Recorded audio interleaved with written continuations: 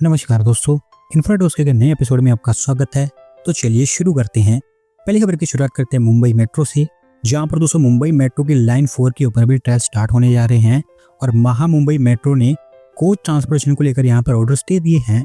दोस्तों मुंबई मेट्रो की लाइन 4 गैमुख से वडाला के बीच में बन रही है। 32 किलोमीटर के आसपास की लेंथ है और इसी के अंतर्गत गैमुख से कैडबरी जंक्शन तक का पार्ट बनकर तैयार हो गया है। हालांकि यहाँ पर ट्रायल पहले स्टार्ट कर दिए जाने थे, पर क्योंकि डिपो तैयार नहीं हुआ था तो ट्रायल स्टार्ट नहीं किए गए थे। पर अब डिसाइड किया गया है कि बिना डिपो के ही यहाँ पर ट्रायल स्टार्ट होंगे।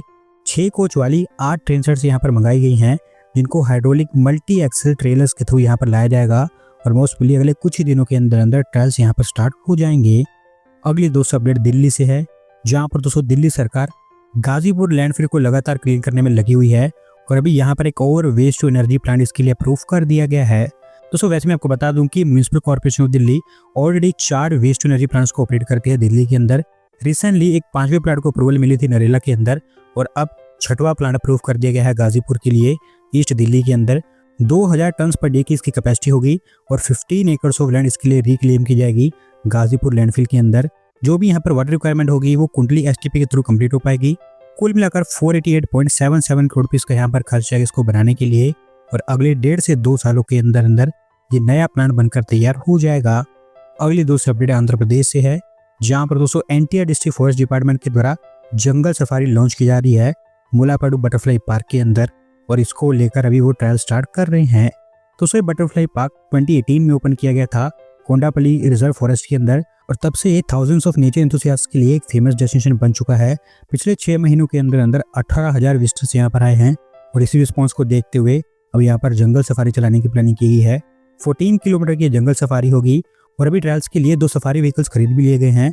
मोस्टली अगले कुछ ही दिनों के अंदर अंदर यहाँ पर ट्रायल स्टार्ट हो जाएंगे।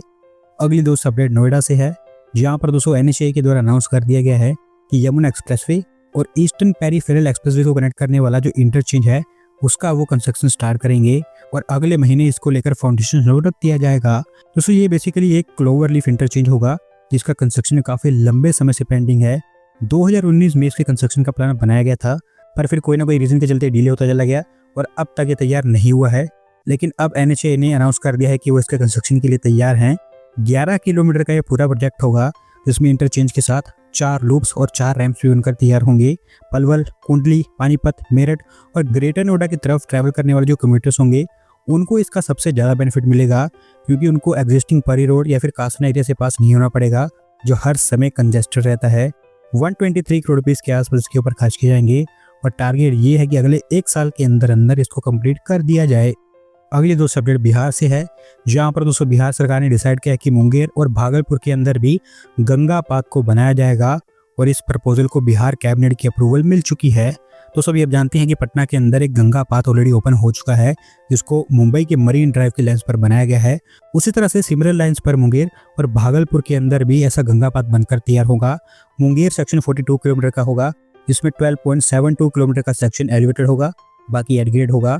5119.8 करोड़ रुपीस इसके ऊपर खर्च किए जाएंगे, जिसमें 16 घाट्स की रिवैम्पिंग और 5000 स्क्वायर मीटर के एरिया में एक रेस्ट स्टॉप भी डेवलप किया जाएगा। भागलपुर सेक्शन 40.8 किलोमीटर लंबा होगा और इसमें 14.76 किलोमीटर का पार्ट एलिवेटेड होगा, जबकि बाकी एडग्रेड होगा। 4849.83 करोड़ रुपीस का इसके ऊपर भी खर्च आएगा।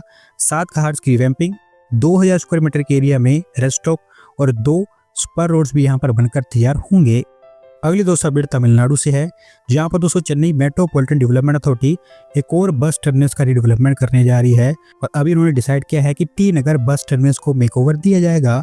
दोस्तों पिछले कुछ महीनों के दौरान चेन्नई के अंदर बहुत सारे बस टर्मिनस का रिडेवलपमेंट स्टार्ट किया गया है, जो एक तरह से ज़रूरी भी है, क्योंकि most of the bus terminus काफ़ी ख़राब कंडीशन में हैं और उनको प्रॉपर रिडेवलपमेंट की ज़रूरत है।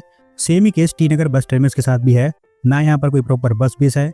क्रू और पैसेंजर्स के लिए भी कोई प्रॉपर फैसिलिटीज यहाँ पर नहीं बनी हुई हैं, जो होपफुली अब बनेंगी। 5 मंजिला कमर्शियल कॉम्प्लेक्स यहाँ पर तैयार किया जाएगा, जहाँ पर ग्राउंड फ्लोर बसेस के लिए होगा, बाकी फ्लोर्स में retail spaces, office spaces, hotel rooms, coworking spaces और एक लाइब्रेरी भी बनाई जाएगी।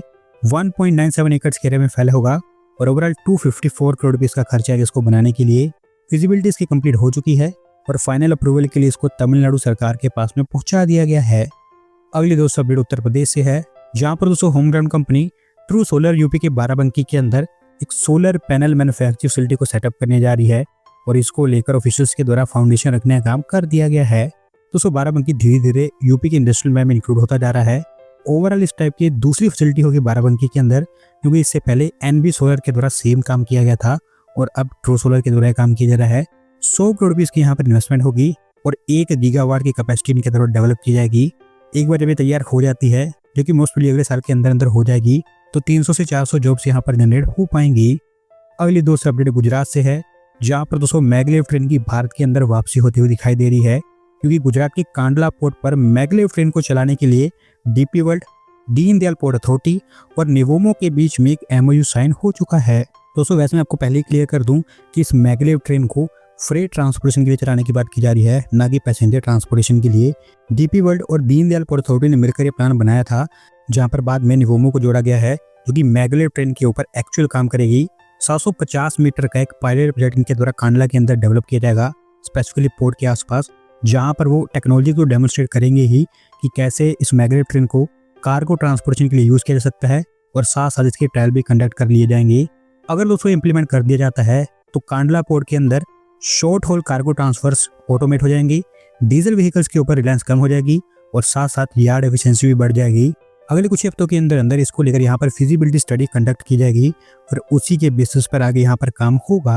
अगली दोस्तों update electronic company Dixon Technologies को लेकर है, जहाँ पर दोस्तों डिक्सन टेक्नोलॉजीज ने अभी एक Chinese company Chongqing Yuhai precision manufacturing के साथ में एक ज्वाइंट वेंचर फॉर्म कर दिया है और ये दोनों मिलकर भारत के अंदर प्रिसीजन इलेक्ट्रॉनिक कंपोनेंट्स की मैन्युफैक्चरिंग करेंगे।